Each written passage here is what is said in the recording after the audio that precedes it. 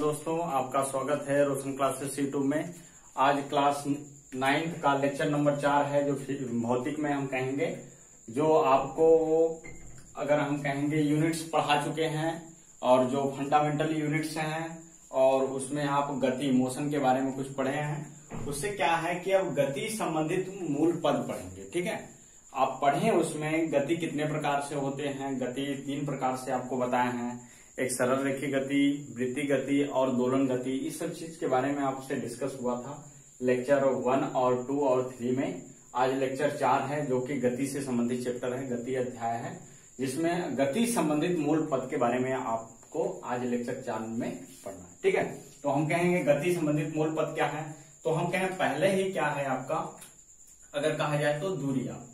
ठीक है, दूरी के बारे में पढ़ना है। ठीक है, तो हम कहें दूरी है क्या, डिस्टेंस कहेंगे तो डिस्टेंस किसी वस्तु की प्रारंभिक स्थिति, क्या लिखा, किसी वस्तु की प्रारंभिक स्थिति तथा अंतिम स्थिति के मध्य, क्या, किसी वस्तु की प्रारंभिक स्थिति तथा अंतिम स्थिति के मध्य वास्तविक पथ की लंबाई को ही दूरी कहते हैं। ठीक है, किसी वस्तु की प्रारंभिक स्थिति तथा अंतिम स्थिति के मध्य वास्तविक पथ, यहाँ पर रियल जो है आपका पथ जो होगा, पथ की लंबाई ही क्या आपकी कहलाएगी, दूरी कहलाएगी। जैसे हम मान लीजिए कि यहाँ पर है 2 बिंदु, एक क्या है प्रारंभिक स्थिति, यहाँ पर वस्तु A है, यहाँ पर अंतिम स्थिति यहाँ पर क्या है B है, तो इनके बीच की दूरी क्या कहलाएगी, आप वास्तविक पथ की लंबाई जो होगी इसकी, वही क्या कहलाएगी, आपकी दूरी कहलाएगी। ठीक है, दूरी एक क्या है, अदिश राशि है। दूरी एक अदिश राशि है, इसका मात्रक मीटर होता है। सभी लोग जानते हैं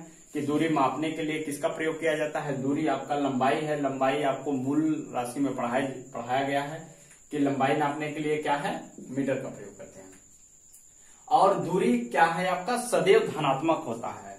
दूरी कभी आप ऐसा जरूरी हो सकता है कि दूरी आप कभी चले ना उसको दूरी कह देंगे, नहीं, लेकिन प्रारंभिक और अंतिम स्थिति दोनों बिंदु के स्थिति मध्य स्थिति को ही क्या कहते हैं, हम डिस्टेंस कहेंगे। ठीक है, जब तक चलेंगे नहीं तब तक कोई डिस्टेंस नहीं होगा, इसलिए दूरी आपका शून्य नहीं हो सकता और दूरी कभी नेगेटिव नहीं हो सकता। तो हम कहें दूरी सदैव क्या होता है, धनात्मक होता है। ठीक है, पॉजिटिव होता है। जब भी कहीं हम आपको चलेंगे तभी वो दूरी कही जाएगी, और वह जब आप चलेंगे तो शून्य नहीं होगा और न ही निगेटिव होगा, तो होगा क्या, आपका सदैव धनात्मक होता है दूरी।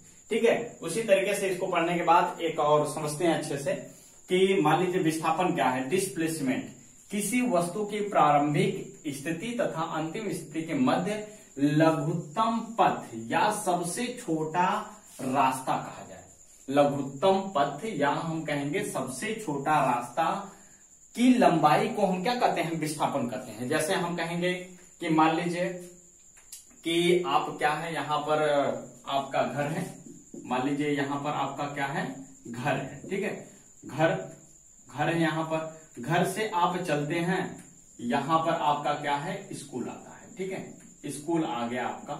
ठीक है, स्कूल, तो आप अगर यहां से चलकर डायरेक्ट आप यहां से स्कूल पर आते हैं, ठीक है, एक घटना ऐसा हुआ। और फिर अगर दूसरी बात करेंगे तो हम कहेंगे इस तरीके से आप आए यहां पर। ठीक है, तो आपकी जो यहां से चलकर यहां पर इस तरीके से जो चल रहे हैं, आप यहां पर आ रहे हैं, तो हम कहें घर से चले और यहां पर इस तरीके से चलते हुए आ गए स्कूल पर। ठीक है, तो यह आपकी क्या कहलाएगी, यहां पर आपकी यही होगा कि यहां पर आपका क्या होगा, वास्तविक पथ होगा। यह जो आप यहां से क्या कर रहे हैं, चलकर यहां पर आ रहे हैं, तो यह आपका क्या होगा, वास्तविक पथ होगा। ठीक है,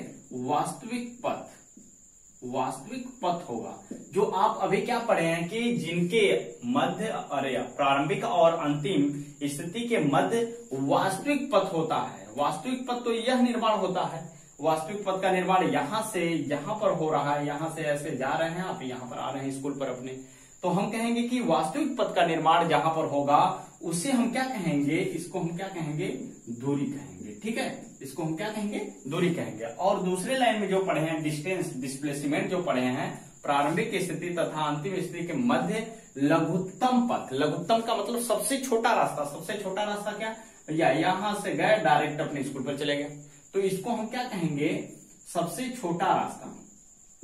छोटा रास्ता कहेंगे, ठीक है, या आप कहेंगे लघुत्तम या लघुत्तम पथ कहेंगे, ठीक है।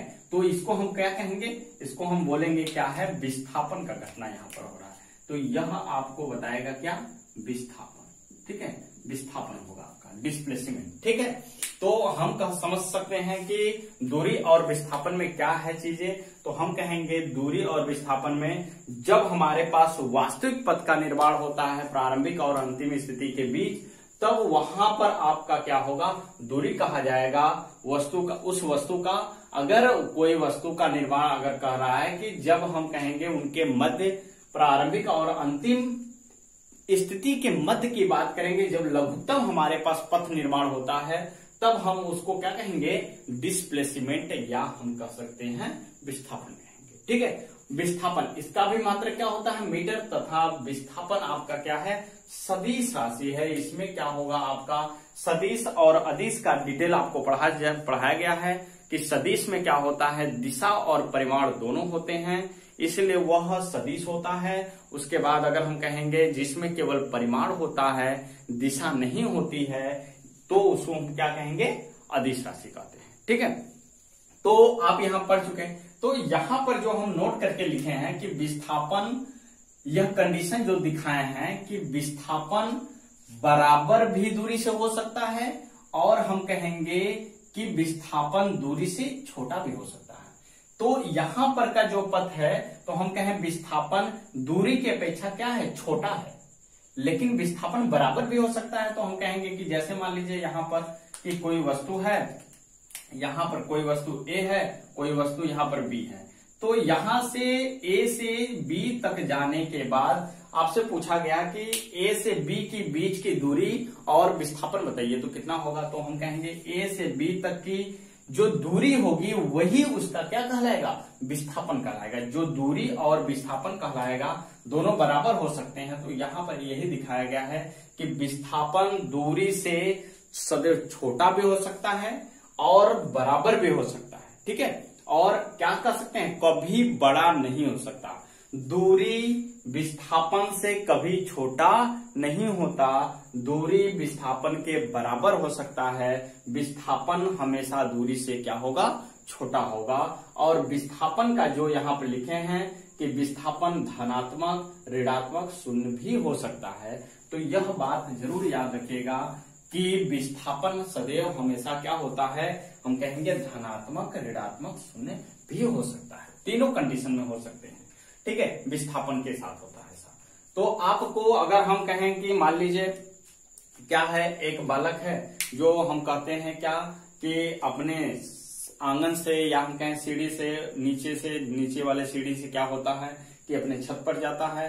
तो आप यहां पर देखेंगे कि विस्थापन, बालक कोई है जो सीढ़ी से छत पर जाता है, छत पर जाने के बाद क्या है, वहां से पुनः वापस आ जाता है।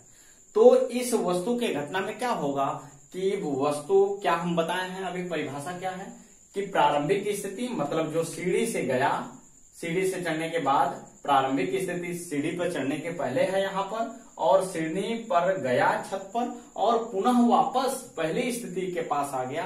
तो हम इस घटना में क्या कहेंगे कि उसकी स्थिति दोनों एक ही हो जाती है, प्रारंभिक और अंतिम दोनों की स्थिति एक ही मानी जाती है। तो हम ऐसे घटना में कह सकते हैं कि विस्थापन आपका क्या होगा, शून्य हो सकता है, ठीक है। तो विस्थापन आपका शून्य भी हो सकता है। तो ऐसे भी क्वेश्चन पूछा जाता है। अगर हम कहेंगे कि जब आपको कहते हैं कि कोई एक बालक है, एक गेंद को क्या कर रहा है, एक गेंद को उछाल रहा है, ठीक है, एक गेंद को उछाल रहा है और उछाल नहीं रहा, तो या तो हम कह सकते हैं किसी गेंद को यहाँ पर एक मान लीजिए ब्लॉक है, यहाँ पर एक कोई वस्तु है, यहाँ पर इसको इस तरीके से लेकर आया, ठीक है, यहां से यहां पर वस्तु आया, तो यहां पर आप उसका बताइए विस्थापन कितना होगा और दूरी कितना होगा।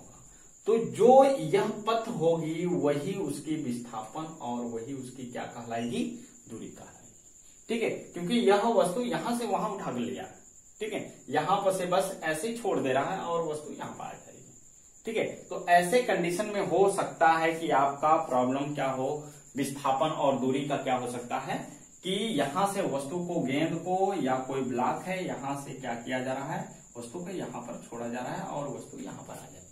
ठीक है, तो ऐसा कंडीशन भी पूछ सकता है कि जब किसी ब्लॉक को या वस्तु को हम कह सकते हैं कि इस तरीके से घटना हो कि जब किसी वस्तु को यहाँ एक ऊंचाई से या एक किसी मीनार से ये छोड़ी जाती है, तब उसके पश्चात क्या होगा, उसका विस्थापन और क्या है, डिस्टेंस क्या हो सकता है। तो विस्थापन आप कुछ भी कर सकते हैं कि यहाँ पर कि पहली प्रारंभिक स्थिति और अंतिम स्थिति के बीच की लघुत्तम ही क्या होगी, आपकी विस्थापन होगी, और वही क्या होगा, जो वास्तविक पथ होता है वही आपकी क्या होगी, दूरी होगी। ठीक है, तो यहां पर हो गया। ठीक है, अब आगे आप पढ़ते हैं क्या है कि यहां पर आपका क्या हेडिंग है, हम कहेंगे कि एक समान गति और असमान गति, uniform motion and non uniform motion होता है। एक समान गति और असमान गति की बात करेंगे तो यहां पर यूनिफॉर्म मोशन एंड क्या होगा, नॉन यूनिफॉर्म मोशन के बारे में आपसे चर्चा करेंगे। तो यहां पर आपको ध्यान देना है कि कोई वस्तु एक नियत समय में समान दूरी तय करती है। क्या, कोई वस्तु एक नियत समय में समान दूरी तय करती है तो वही आपकी क्या कहलाएगी, एक समान गति कहलाएगी। ठीक है, एक समान गति क्या होगी, जैसे मान लीजिए कि हम क्या है कि सड़क पर एक बाइक वाला जा रहा है और नियत वेग से, नियत समय का मतलब क्या हुआ कि एक कोई फिक्स हो कि अगर हम कहेंगे कि 1 मिनट में वह 1 मीटर की दूरी चलता है, अगला 1 मिनट में ही 1 मिनट में दूरी चलता है, 1 मीटर की दूरी 1 मिनट में चलता है। जैसे हम क्या है इसको मिटाने के बाद क्या समझा सकते हैं। ठीक है, अगर स्क्रीनशॉट लेना है तो आप ले लीजिए। ठीक है, तो यहाँ पर हम आपको लिखकर बकायदे समझाते हैं। ठीक है, देखिए यहाँ पर इसको एक समान गति और असमान गति को जब समझ जाएंगे तो आगे भी इसी तरीके से है, तो आप अच्छे तरीके से आप इसको भी समझ सकते हैं। ठीक है, आगे देखिए अगर हम कहेंगे तो, ठीक है, जब हम कहेंगे कि यहां पर आपको कह दिया जा रहा है कि एक समान गति और असमान गति को बताना है, तो इस तरीके से अगर हम कहें, इस तरीके से कहा जाए तो आप इस तरीके से क्या है ग्राफ बना सकते हैं। ग्राफ बनाने के बाद क्या है, आप बहुत अच्छे तरीके से स्पष्ट आपको समझ में आ जाएगा कि यह कैसे होता है या गति कैसे हो रही है। ठीक है, तो देखिए मान लीजिए कि आपको गति अगर हम कह रहे हैं तो इसमें आप पहले क्या है दिया है, नियत समय और दूरी की बात कहा है। तो समय की बात कहा है तो हम कहेंगे कि टी से डिनोट करते हैं इसको, और दूरी को कहा है तो यक्स मान लीजिए। ठीक है, तो यहां पर हम कह सकते हैं कि ऐसा घटना है कि जब समय की बात कहा है तो 1 सेकेंड में 1 मीटर की दूरी चलता है। ठीक है, अगला समय जो लेता है, अगला 1 मीटर दूरी चलने के लिए क्या लेता है, 1 सेकेंड लेता ही है। तो कह रहा है कि एक नियत समय में समान दूरी तय करता। समान दूरी का मतलब क्या हुआ कि अगला 1 मीटर भी लिया तो 1 सेकेंड की समय, 1 ही सेकेंड का समय लेता है, अगला भी 1 सेकेंड का समय लिया तो 1 मीटर ही लिया। या हम कह सकते हैं ऐसे कि यहां पर 2 सेकेंड लिया, 1 मीटर की दूरी चला, 2 सेकेंड लिया 1 मीटर की दूरी चला, 2 सेकेंड लिया 1 मीटर की दूरी चला, 2 सेकेंड लिया 1 मीटर की दूरी चला। ऐसा भी कर सकते हैं, लेकिन होना क्या है, क्या चाहिए यहाँ पर, समान समय होना चाहिए, जो कि नियत होना चाहिए, फिक्स होना चाहिए समय, और समान दूरी ही तय करेगा। या तो हम कह सकते हैं यहाँ 2 मीटर या 2 मीटर 2 मीटर 2 मीटर, यहां पर भी 2 मीटर रहेगा तो यहां पर भी, यहां पर भी, यहां पर भी होगा। ठीक है, तो ऐसे घटना में हम कहेंगे कि इस तरीके से परिभाषित करते हैं कि कोई वस्तु एक नियत समय में समान दूरी तय करती है तो उसको बोलते हैं एक समान गति कहा जाता है। ठीक है, अगर बात करेंगे आगे तो कोई वस्तु समान समय में असमान दूरी तय करता है, तो कोई वस्तु असमान समय में असमान दूरी तय करता है तब के लिए क्या है, तो अगर हम कहेंगे यहां ग्राफ वही बना देंगे, ग्राफ वही ग्राफ यहां पर भी है तो वही ग्राफ यहां पर भी होगा, तो क्या होगा, असमान गति के लिए होगा। तो देखिए असमान गति के लिए कैसा ग्राफ बनेगा। ठीक है, चार्ट आपका इस तरीके से बनेगा जो असमान गति के लिए होगा। जो आप दूरी और समय की बात कर रहे हैं तो इसमें आप देखेंगे कि इस तरीके से है, तो यहां पर भी हम कर सकते हैं। ठीक है। तो दूरी और समय के लिए ही फिर बोला है, तो हम कर सकते हैं यहाँ पर आपका क्या होगा, टाइम यहाँ पर इस तरीके से हो जाता है, टी को ले लेते हैं, दूरी को यक्स ले लेते हैं, ठीक है। तो यहां पर कहा है कोई वस्तु समान समय में असमान दूरी, कोई वस्तु समान समय में असमान दूरी। तो समान समय का मतलब क्या हुआ, 1 सेकेंड में 2 मीटर की दूरी गया, अगला 1 सेकेंड में 3 मीटर की दूरी चला, अगला 1 सेकेंड में 5 मीटर की दूरी चला, अगला 1 सेकेंड में 7 मीटर की दूरी चला। तो हम कर सकते हैं 7 नहीं था, अगर कर सकते हैं 8। देखिए इनमें समान की घटना नहीं हो रही, यहाँ पर 1 अंतर, यहाँ पर 2 अंतर, यहाँ पर 3 अंतर। तो असमान दूरी होगा, जो हम कहेंगे असमान दूरी तय करता है। लेकिन कैसा है, समान समय में, तो हम समान समय में ही कह रहे हैं ना, 1-1 सेकेंड में ही यह दूरी तय कर रहा है।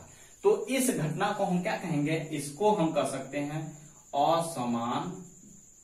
असमान गति कह सकते हैं, ठीक है। असमान गति कह सकते हैं, इसको कह सकते हैं समान गति। यूनिफॉर्म मोशन कहेंगे इसको, और नॉन यूनिफॉर्म मोशन कहेंगे। इसमें एक घटना और बन सकता है, तो हम कह सकते हैं कि एक ग्राफ और बना के दिखा दे रहे हैं आपको कि इस तरीके से भी घटना हो सकता है, या परिभाषित कर सकते हैं हम कि असमान समय में समान दूरियां तय करती हैं। तो इस घटना में हम कह सकते हैं असमान गति की होती है प्रक्रिया, ठीक है। तो हम कहेंगे यहां पर देखिए, यहां पर, ठीक है। तो हम कहेंगे दूरी को, समय को ऐसे लेते हैं टी से और दूरी को एक्स से।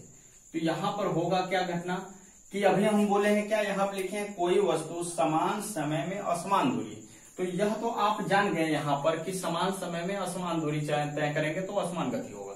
यहां पर भी होगा क्या, ऐसे परिभाषित कर सकते हैं परिभाषित कि असमान समय में समान दूरियां तय करती है। जैसे हम कहें 1 सेकेंड में 2 मीटर की दूरी तय करता है, यहाँ 2 सेकेंड में 2 मीटर की दूरी तय करता है, 5 सेकेंड में 2 मीटर की दूरी तय करता है, 8 या 9 सेकेंड में 2 मीटर की दूरी तय करता है। इसका मतलब यह हुआ कि असमान समय मेरे पास है लेकिन समान दूरी है। तो ऐसे घटना को हम क्या कर सकते हैं, असमान गति।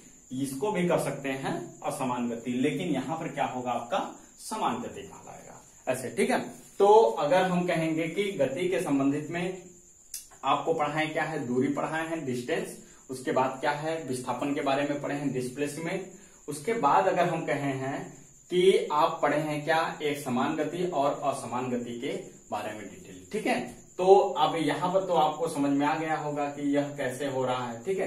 तो एक क्वेश्चन अगर हम कहेंगे आपसे कि एक क्वेश्चन आपको दे रहे हैं और अगले लेक्चर 5 में क्या है, अगले लेक्चर 5 में गति के 5वें लेक्चर में क्या है, आपको यह बताना होगा कमेंट करके, या क्वेश्चन का जवाब देना होगा कि यह क्वेश्चन है क्या, ठीक है, और उसका आंसर क्या है, कमेंट करके बताइएगा। और 5वें लेक्चर में आप जितने लोग कमेंट किए रहेंगे उनका नाम लेकर हम बताएंगे कि कौन सवाल लगाया है, कौन बताया है, कौन क्वेश्चन किया, ठीक है। ऐसे देखते हैं, तो क्वेश्चन है क्या, तो हम कह सकते हैं क्वेश्चन मेरे पास क्या है कि यदि हम किसी पत्थर को ऊपर की ओर किसी ऊंचाई तक फेंके, ठीक है, लिख देते हैं क्वेश्चन क्या है। क्वेश्चन को लिख रहे हैं, ठीक है, क्वेश्चन को आपको लिख दे रहे हैं और क्वेश्चन जरूर है कि लगाइएगा आप कोशिश करके। यह बहुत इंपॉर्टेंट क्वेश्चन है, अगर हम कह देता हूं तो यहां पर क्वेश्चन क्या है, क्वेश्चन एक ही तो देंगे हम। यदि कह रहा है कि एक पिंड को, यदि एक किसी पत्थर को ऊपर की ओर किसी ऊंचाई तक फेंका जाएगा, यहां से इस क्वेश्चन लिख दें,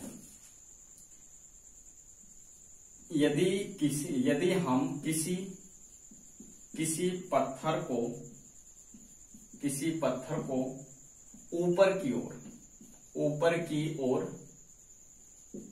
ऊपर की ओर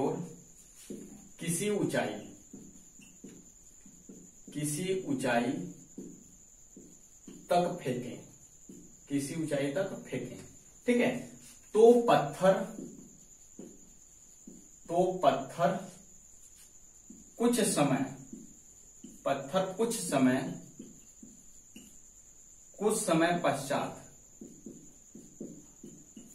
पश्चात लौटकर लौटकर उसी स्थान पर आ जाता है, उसी स्थान पर आ जाता है। ठीक है, उसी स्थान पर आ जाता है तो पत्थर का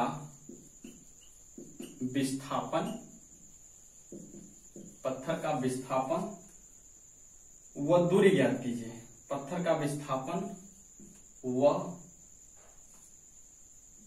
विस्थापन क्या होगा, पत्थर का विस्थापन क्या होगा। ठीक है, अगर हम कहें क्या होगा तो यह क्वेश्चन आपका है, तो हम कहेंगे यह क्वेश्चन आपका यहां पर इस तरीके से है, और इस क्वेश्चन को कमेंट में जरूर करके बताइएगा कि इस क्वेश्चन का आंसर क्या होगा। अगर ऐसा नहीं बताएंगे तो फिर हम अगले लेक्चर में क्या है जरूर है कि 5वें लेक्चर में जरूर है कि आपको यह क्वेश्चन का आंसर कराएंगे। ठीक है, आप जरूर रखे करिएगा। और मेरा वीडियो, ठीक है, कि मेरा वीडियो अगर देख रहे हैं आप तो उसमें जो भी गलतियां त्रुटियां हो रही हैं तो आप जरूर है कि कमेंट करके बताइए। ठीक है, धन्यवाद।